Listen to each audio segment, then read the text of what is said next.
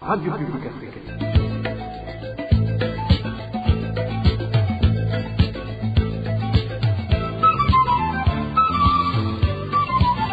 Radio Publique Africaine.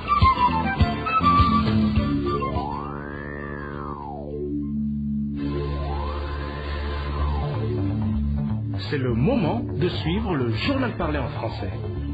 À la présentation, Josiane Mouzanez. Au sommaire de cette édition, l'organisation AC Génocide de Chilimoso promet de ne jamais fléchir en ce qui est de réclamer que les auteurs des massacres des Tutsis perpétrés en 1993 soient traduits en justice. Cette organisation s'insurge également contre les récents propos du président Évariste Ndayishimiye, prouvant son envie de protéger les auteurs qui sont en grande partie les membres de son parti, le CNDD-FDD.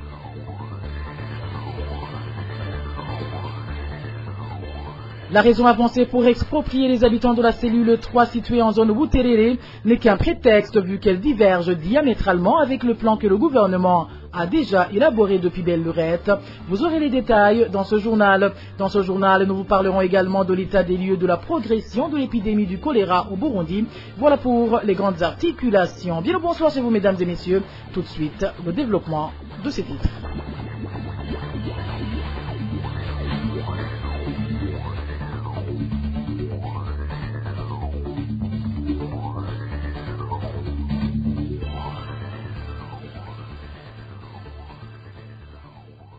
Rebonsoir. Sécurité pour commencer. Deux habitants de la zone urbaine de Buterere ont été fusillés ce mardi en commune Gashikanoa de la province Ngozi. Les deux hommes auraient été accusés de vol. Pour le moment, l'un est hospitalisé à l'hôpital autonome de Ngozi et l'autre est incarcéré au cachot de la police judiciaire situé au chef-lieu de la province Ngozi. Le point avec Inès Gakiz.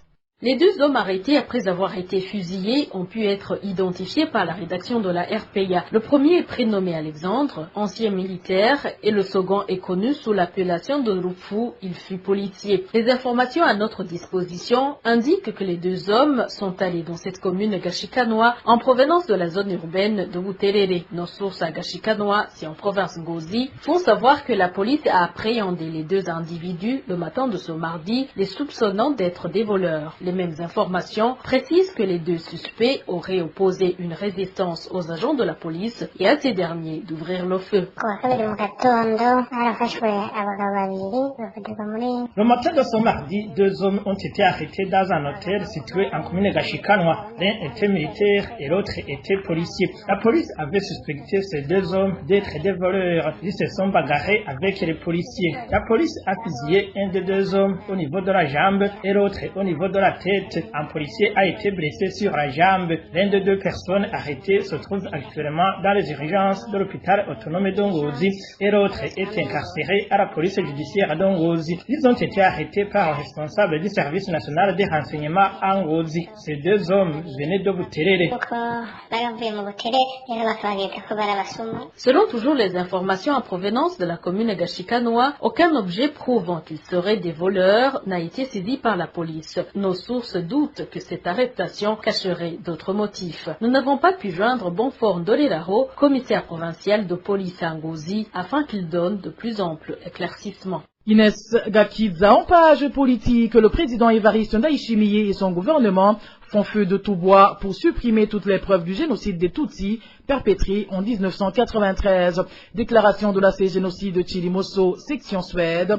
Réagissant aux récents propos du président Ndayishimiye, AC Génocide Suède explique que le président Ndayishimiye agit ainsi car son parti, le CNDD-FDD, est responsable de ces massacres des Tutsis qui ont eu lieu en 1993 et l'organisation ne fléchit pas et demande plutôt que les auteurs du génocide en répondent devant la justice. Suivez Liliane Nindeleye, présidente de l'AC Génocide, section Suède. Évariste Ndayishimiye a condamné sélectivement les Burundais qui vont se recueillir sur le site de Kwibubu où reposent les jeunes et lycéens qui ont été brûlés vifs le 21 octobre 1993 par les membres du Frodebu reconvertis après en miliciens du CNDD-FDD. AC Génocide de Chilimoso, section Suède, tient à rappeler que les auteurs de ce crime sont ceux-là même qui aujourd'hui occupent des places importantes dans le gouvernement. À ce génocide, section Suède condamne énergiquement le mensonge distillé à travers les propos du président quand il laisse entendre que se recueillir sur ce site où reposent les victimes Tutsi est un geste politique subversif. À ce génocide Chilmoso, section Suède, note que cette intervention démontre la version qu'Evariste Ndayishimiye et son gouvernement nourrissent à l'encontre des rescapés Tutsis, dont le seul crime est d'effectuer un pèlerinage sur un site qui constitue une preuve du génocide que le CNDD-FDD et les autres organisations affiliées ont commis.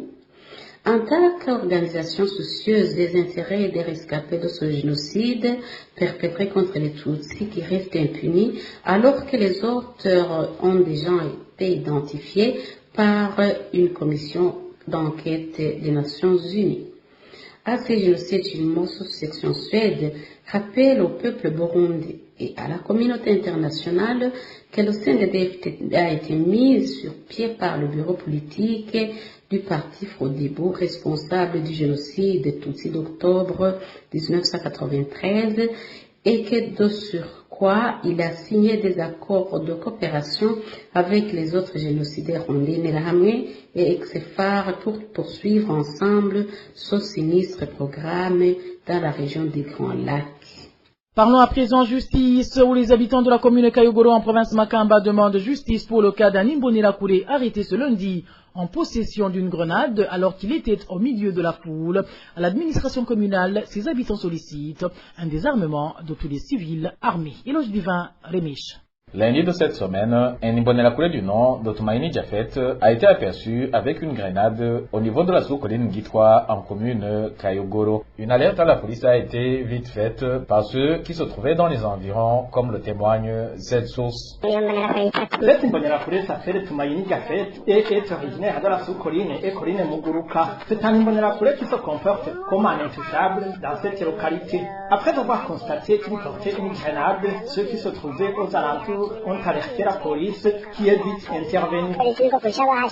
L'Imbonerakouré Jafet Tumaini a été conduit par la suite à la position policière proche de la localité où il est incarcéré jusqu'à présent selon nos sources. Pendant ce temps, certains habitants doutent d'un plan de libération de cet Imbonerakouré en préparation. Jusqu'à présent, aucun dossier judiciaire n'a été ouvert car il n'a pas encore été transféré au commissariat communal vu qu'il est toujours détenu à une position policière de la zone.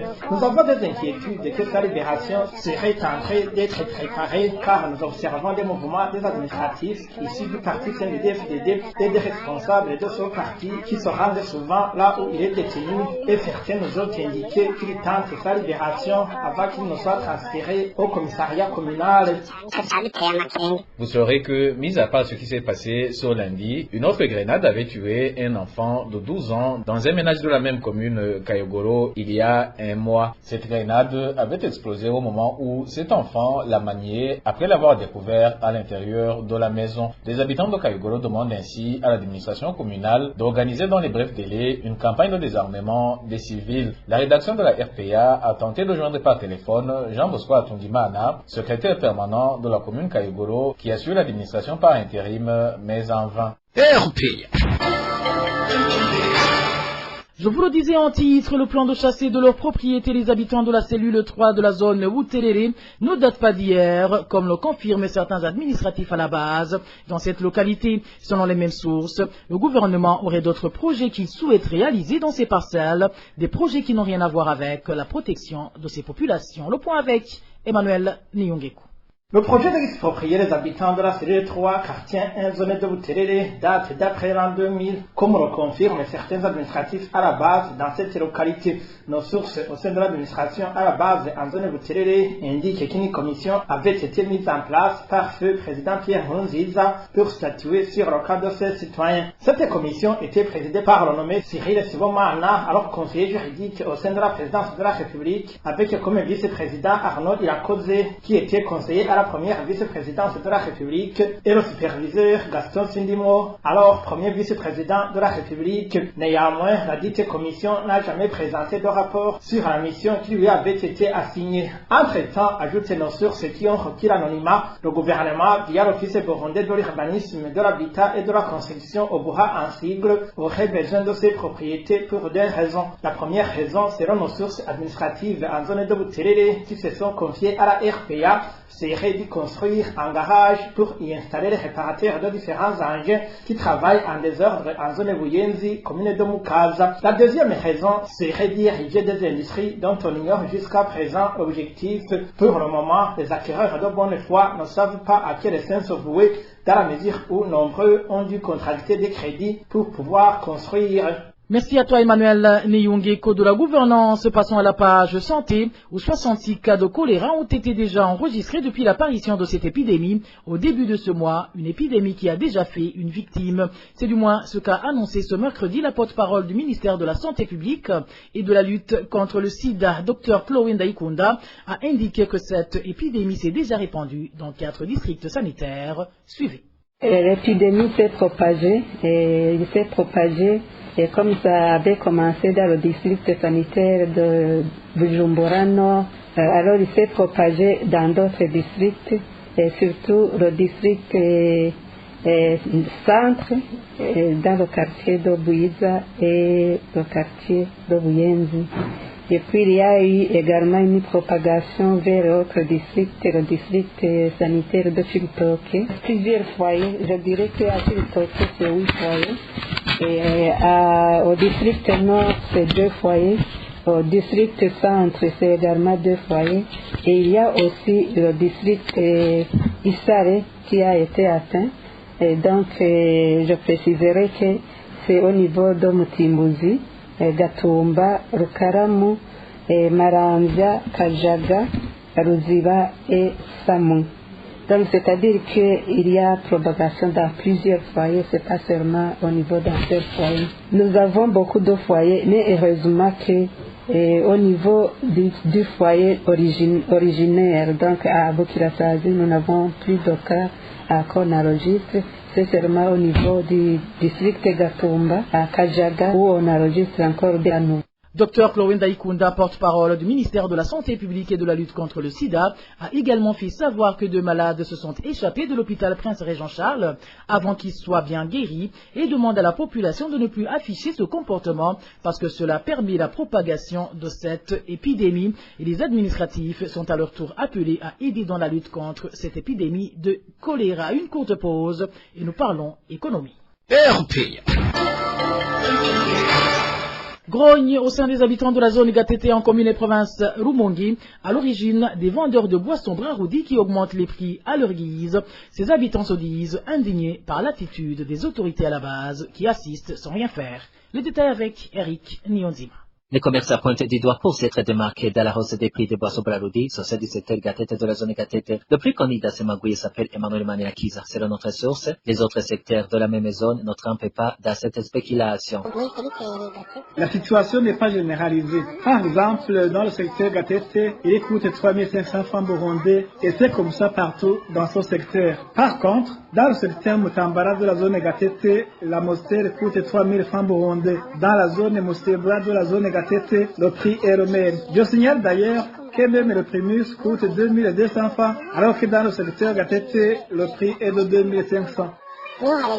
Ce qui frisse les habitants de la place, c'est que tout cela se passe au vu et aussi des autorités administratives qui assistent en spectateurs au lieu d'agir pour remettre de l'ordre dans ce commerce.